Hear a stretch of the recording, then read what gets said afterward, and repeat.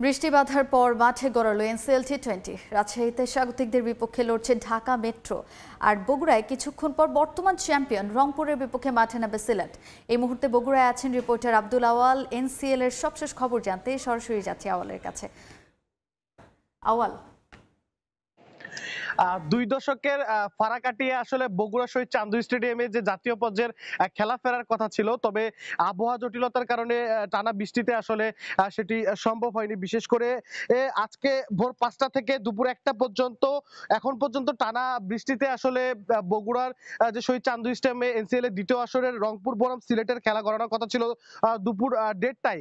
সেটি কিন্তু অনানুষ্ঠানিকভাবে এখন পর্যন্ত বিসিবি কর্তৃপক্ষ আমাদেরকে জানিয়েছে যে মাঠের আসলে আউটফিল্ড এবং পিচ পুরোপুরি ভিজে যাওয়ার কারণে আজকে মাঠে খেলা করানো একেবারেই সম্ভব নয়। এবং দুপুর 2:30টায় পরে কিন্তু আসলে যারা ম্যাচ রেফারি আছেন মধ্যাহ্ন ভোজের পরে মাঠে গিয়ে তারা এটি আনুষ্ঠানিকভাবে ঘোষণা করবেন। এবং এতে করে আসলে 2 দশক ধরে বগুড়ার ক্রীড়াপ্রেমী যারা আসলে অধীর আগ্রহী ছিলেন, বিশেষ করে গত এক সপ্তাহ ধরে আসলে টিকেটের বেচা বিক্রি চলেছে, সাধারণ মানুষ ব্যাপক উৎসাহ উদ্দীপনা নিয়ে কিন্তু আসলে এখানে টিকিট ক্রয় করেছেন, তারা কিন্তু আসলে মাঠে আসতে পারেনি এবং মাঠে খেলা গড়ানো এই বৃষ্টির জন্য সম্ভব হয়নি।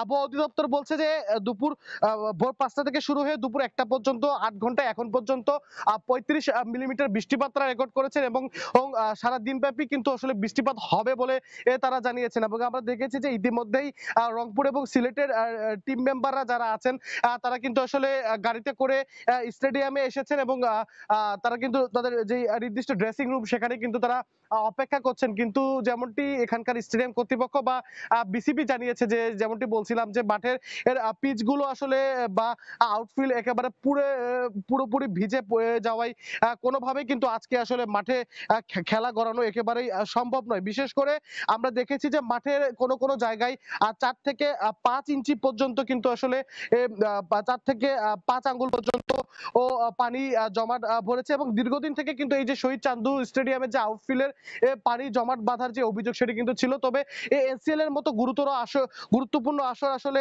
মাঠে গড়াচ্ছে এরপরেও কিন্তু আসলে এই যে জলাবদ্ধতা এটি নিয়ে কিন্তু কোনো ধরনের কর্তৃপক্ষ কার্যকর কোনো ব্যবস্থা গ্রহণ করেনি। এবং আগামী দিনে যে ম্যাচগুলো রয়েছে, এই যে ভেজা অবস্থায় আউটফিল্ড বা পিচের এই ম্যাচগুলো গড়াবে কিনা এই নিয়েও শঙ্কা দেখা দিয়েছে। তো বগুড়া থেকে এনসিএল এর দ্বিতীয় আসরের ম্যাচ গড়ানো নিয়ে এই ছিল আমার কাছে সর্বশেষ। বগুড়ায় রংপুরের বিপক্ষে সিলেটের এনসিএল টি20 ম্যাচের সবশেষ খবর জানাতে আমাদের সঙ্গে সরাসরি যুক্ত হয়েছিলেন সহকর্মী আব্দুল আওয়াল।